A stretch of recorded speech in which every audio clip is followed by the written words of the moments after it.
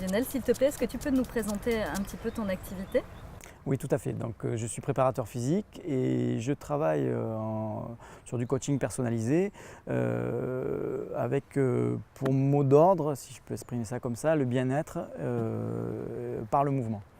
Donc l'idée, c'est une fois que j'ai rencontré les personnes qui souhaitent travailler avec moi, de définir ensemble leurs objectifs, que ce soit pour la plupart du temps du renforcement musculaire, mais aussi réapprendre à mieux gérer son quotidien, à les tensions, à apaiser les tensions quand je fais de la voiture, quand mes postures de travail me posent beaucoup de contraintes, me génèrent une fatigue importante. Voilà, donc au travers d'exercices de renforcement musculaire, je vais amener les gens, en tout cas les accompagner et essayer de les accompagner à prendre conscience de leur corps à la fois dans l'espace et de leurs possibilités physiques et articulaires. Il y a une parallèle énorme avec ce qu'on va trouver dans le yoga, c'est que je vais demander aux gens d'arriver à savoir respirer, à savoir écouter leur corps pour pouvoir soit récupérer facilement, soit se concentrer pour exécuter un geste et avoir une efficacité musculaire et articulaire. Et à partir de là, on arrive rapidement, quel que soit le profil de personne, à avoir de très très bons résultats. Je te vois aussi beaucoup travailler sur l'équilibre Oui. en sport, et ça c'est intéressant aussi parce qu'en yoga on travaille aussi les postures d'équilibre qui permettent de fixer le mental Oui. et de rester concentré. Évidemment, Exactement. dans une posture d'équilibre, si tu n'es pas centré, si tu n'es pas concentré, tu ne peux pas garder l'équilibre. Exactement. Alors voilà, moi le gros de mon travail et ce vers quoi je tends le plus dans les exercices, c'est de faire effectivement travailler cet équilibre postural, alors avec tout un tas d'exercices, que ce soit sur des accessoires ou simplement en appui sur deux pieds. Et là, l'objectif premier, c'est de travailler sur la concentration. Voilà.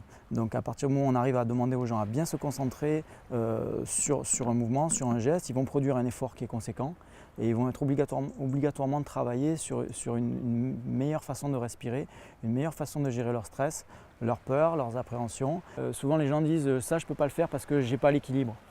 Pour moi ça n'existe pas l'équilibre. On a des réflexes ou on ne les a pas. En fait, j'appréhende les mouvements comme ça, c'est-à-dire qu'en fait, on connaît une certaine forme de situation et à partir de ces connaissances qui sont plus ou moins développées dans une situation donnée, on a des réflexes adaptés qui créent cette forme d'équilibre. Parce que l'équilibre, on l'a tous, sinon on ne marcherait pas. Voilà, on ne tiendrait pas debout. Voilà. Et les gens vont se dire, je ne peux pas faire du ski, je ne peux pas faire du surf, de la planche à voile, parce que de toute façon, ce n'est pas fait pour moi, je n'ai pas d'équilibre. Si, on arrive justement avec des gens qui ont cette appréhension à avoir un travail énorme. En résultat, il faut arriver à gérer le paramètre de la concentration, de la respiration et qui amène une forme de confiance aux gens. À partir du moment où ils ont cette confiance, ils commencent à définir un certain nombre de repères dans un espace que je leur donne, alors qui des fois est en plein air, qui des fois est sur un support, sur un accessoire ou assis sur un banc. Et à partir de là, ils vont développer des réflexes à force de répéter les mouvements. Lionel, tu travailles aussi beaucoup avec des sportifs de haut niveau et notamment dans le surf et le paddle. Tu me disais la dernière fois que ces personnes-là font beaucoup de yoga aussi.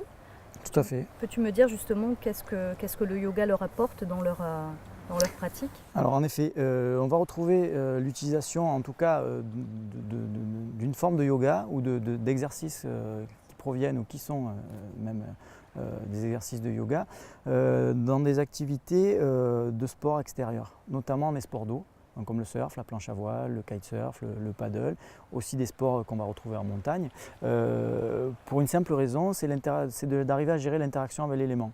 En fait, on va se servir d'un terrain de jeu qui est la mer, sur lequel on n'a pas de contrôle, puisqu'en fait, des fois, les conditions vont faire qu'il y a du vent, il n'y a pas de vent, la mer est agitée, la mer est calme. Voilà. Ça a une incidence sur la qualité de la pratique, sur la possibilité de pratiquer telle ou telle activité, comme le surf, puisque pour faire un surf, il faut qu'il y ait un minimum des petites vagues pour pouvoir se lever, glisser et s'amuser.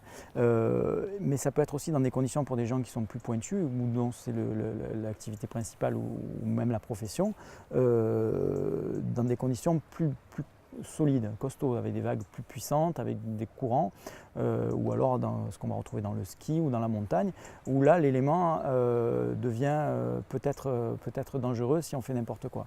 Donc le yoga va permettre aux gens de se mettre en condition, de pouvoir se dire je vais aller aujourd'hui dans cet élément avec moins de peur, moins d'appréhension, parce que j'arrive à gérer mon stress. Je vais devoir faire des apnées sous l'eau, donc il va falloir que je fasse travailler avec ce que je sais faire, que je gère mieux ma concentration, que je gère mieux mon travail abdominal, ma respiration, au-delà de ce que je peux faire avec mes capacités pulmonaires, à pouvoir chercher de l'oxygène dans tous les muscles, pour pouvoir faire descendre mon stress et justement descendre ma tension artérielle dans un cas de peur où l'adrénaline est élevée et où le corps consomme énormément. De manière aussi intéressante, dans un échauffement postural, on va se charger en énergie pour dynamiser l'organisme, pour pouvoir être performant sur une période donnée, et puis après pouvoir récupérer. Donc faire redescendre un peu le soufflet, j'ai géré mes émotions, je me mets un petit peu à l'écart de la performance et du monde qui est à l'extérieur,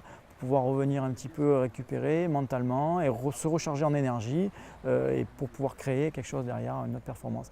Donc là, ça va être à nouveau dans mon rôle aussi un gros travail de réflexion et de discussion avec les personnes qui sauront faire quasiment seules les mouvements, et pouvoir leur dire voilà, on va travailler ça parce que c'est plus approprié dans ce moment donné. Voilà. Donc effectivement, dans ce milieu-là, beaucoup de sportifs, notamment dans le surf, pratiquent le yoga. Voilà.